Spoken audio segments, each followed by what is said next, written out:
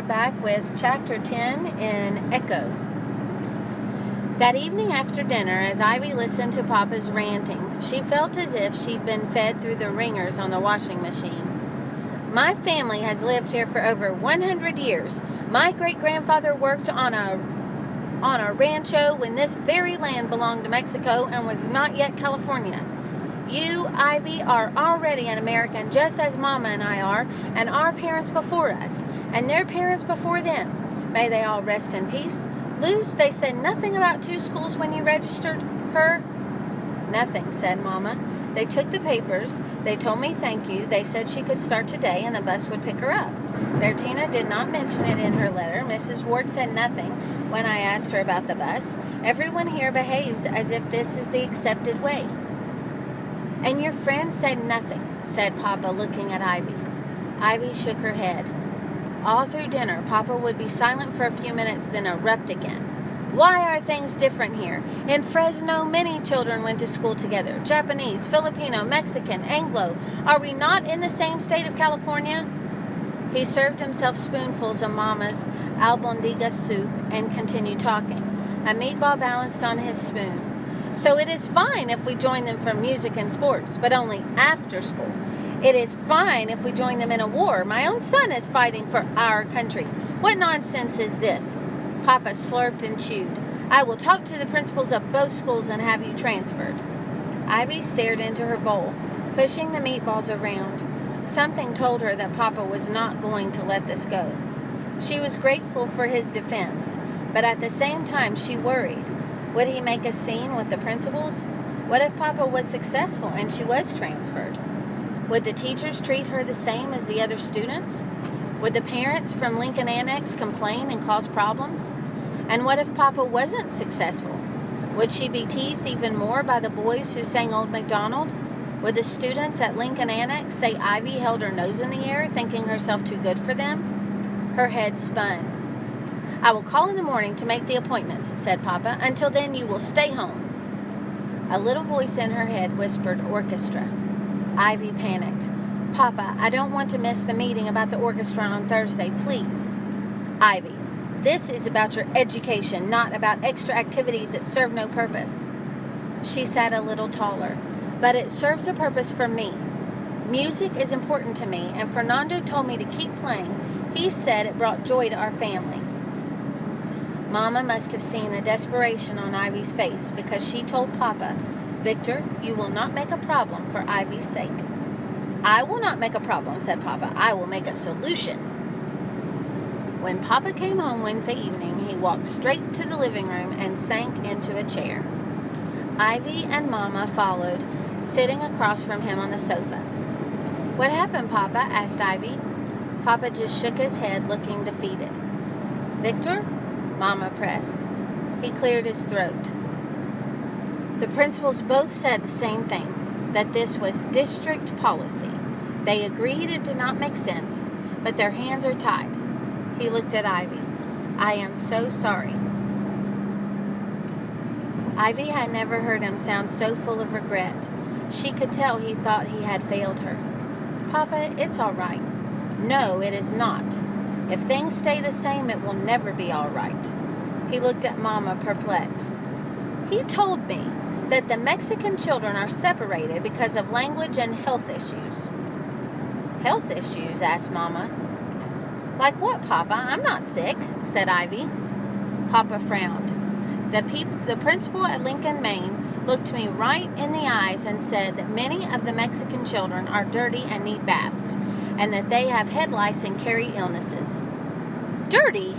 But that is not reasonable, said Mama, and all children have the same illnesses. Now Papa's voice grew tight with frustration and anger. Luz, there was no reasoning with him. I told him that Ivy speaks perfect English and that she is ahead of her grade in all subjects, and he said that while it might be true, he could not admit her to the school because then it would not be fair to other Mexican children. He also told me that it is illegal for me to keep her home from school if she is not sick. Illegal. What about the principal at Lincoln Annex? Asked Ivy. Papa sighed. He agrees that you should not be spending every afternoon helping the third grade teacher. They will test you for 6th grade after the vacation, He also told me that parents from all over Orange County are forming a group, and they are inviting a lawyer to counsel them. There will be a meeting soon. Victor, maybe this is not the right place for us after all. Maybe we should go back to Fresno. Couldn't you get your job back? Stunned, Ivy looked at Mama. She was willing to give up all of this for her? Mama, the house and your garden and the washing machine. At what price, Ivy? You cannot even attend the regular public school. Papa is always saying education is everything. Papa rose from the chair and paced the room. That is a possibility. I am sure I could get my job back. He looked out the front window into the grove. But he wasn't nodding in agreement. He was shaking his head as if to say he didn't want to leave all this. If they left, he would never get to fulfill this once-in-a-lifetime opportunity. As much as she missed Araceli and Miss Delgado, Ivy knew in her heart that if they returned to Fresno, it would be a step backward. It was just as Araceli's father had said, everyone moves from La Colonia sooner or later if they want to get ahead in this world. Ivy didn't want to risk all the things they had always wanted. Besides, Fernando was counting on her. Before Papa could decide, Ivy blurted, I think we should stay. I can make the best of Lincoln Annex. My teacher is kind, and I can ask for permission to work ahead or go into 6th grade like you said. Besides, I already wrote Fernando all about our new house and how much he will love it here. I can live in 2 worlds. I will go to Lincoln Annex during the day and Lincoln, Maine after school. Papa looked at Ivy as if he had never seen her before. Finally, he gave her a little smile and nodded.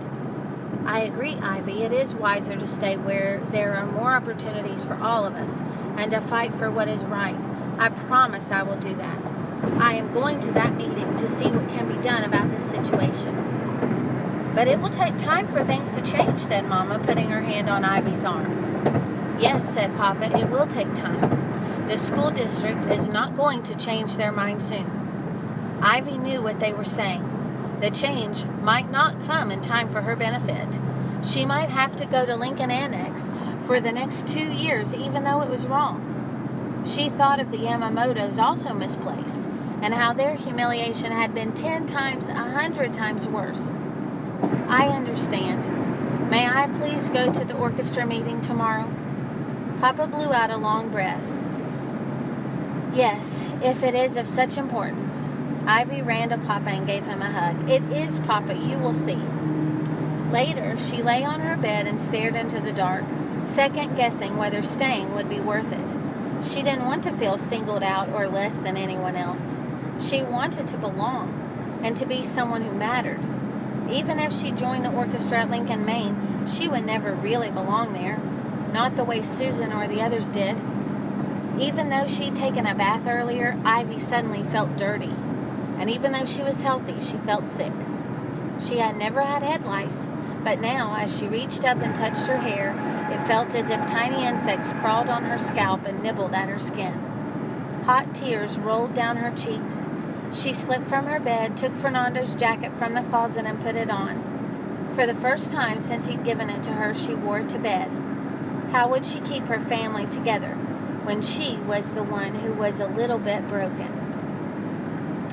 Have you ever experienced that where someone has said something about you and even though you knew it wasn't true, you somehow felt like what they said? Like when someone calls you stupid or dumb or ugly, you know you can tell yourself it's not true, but it still feels like it because of what they have said. That's how Ivy's feeling. Now your questions say, why does Papa believe they are being treated unfairly?